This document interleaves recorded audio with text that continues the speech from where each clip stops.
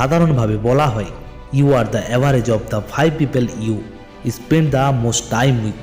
অর্থাৎ তুমি যাদের সঙ্গে সবচেয়ে বেশি সময় কাটাও তুমি ধীরে ধীরে তাদের প্রতিচ্ছবি হয়ে ওঠো। তুমি অনেকবারই শুনেছ, যেমন ভাবো তেমনই হয়ে যাও।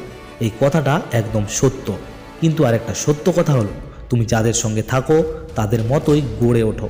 তুমি তোমার চারপাশে যে পরিবেশ তৈরি করে রাখো সেটা তোমার গ্রোথের বিশাল ভূমিকা আছে, কারণ যেমন সঙ্গ তেমন রঙ্গ। আজ আমি একটা ছোট্ট গল্প শোনাতে চাই। একটা জঙ্গলে খুব একটা বড় গাছ ছিল। সেই গাছের মাথায় একবার একটা ঈগল বাসা বানিয়েছিল, আর ঠিক সেই গাছের নিচেই একটা মুরগি ডিম পেড়ে রেখেছিল। একদিন ঠিক হঠাৎ ঈগলের ডিম নিচে পড়ে মুরগির ডিমগুলোর সঙ্গে মিশে যায়।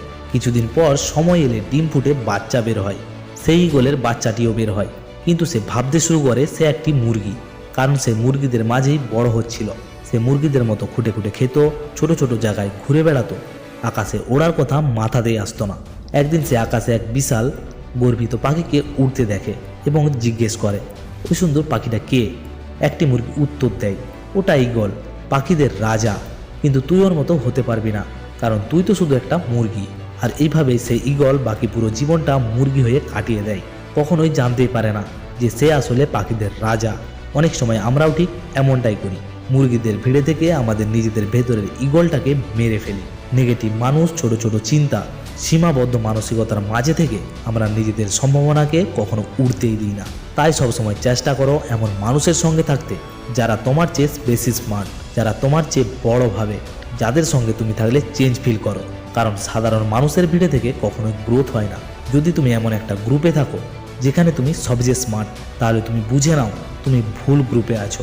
গ্রুপ বদলাও, এমন গ্রুপে ঢোকো যেখানে তুমি নিজেকে সবচেয়ে মূর্খ মনে করো। হ্যাঁ, যেখানে তুমি শুরুতে সবচেয়ে বেশি পিছিয়ে থাকবে, কিন্তু সেই গ্রুপে যদি কেউ সবচেয়ে বেশি শেখে, সবচেয়ে বেশি এগোয়, সে হবে তুমি। আমরা মানুষ আসলে পানির মতো। পানিকে যদি দুধে মেশাও সে দুধ হয়ে যায়, মদে মেশাও মদ হয়ে যায়, নর্দমায় ফেলো নর্দমার পানি হয়ে যায়। তুমি যেখানে থাকবে, যার সঙ্গে থাকবে, তুমি তেমনই হয়ে যাবে।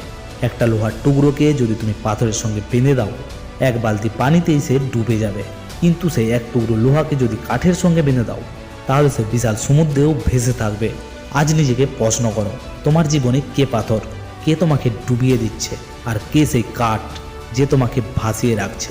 কার সঙ্গে থাকলে তুমি এগিয়ে যাচ্ছ, কার সঙ্গে থাকলে তোমার ভবিষ্যৎ গড়ে উঠছে, আর কার সঙ্গে থাকলে ভবিষ্যৎ নষ্ট হচ্ছে? যদি তোমার ভেতরে ঈগল থাকা সত্ত্বেও তুমি মুরগিদের সঙ্গে বাস করছো, তাহলে আজ থেকে মুরগিদের সঙ্গ ছেড়ে দাও। ভিডিওটা ভালো লাগলে সাবস্ক্রাইব করে যাবেন। ভালো থাকবেন সবাই।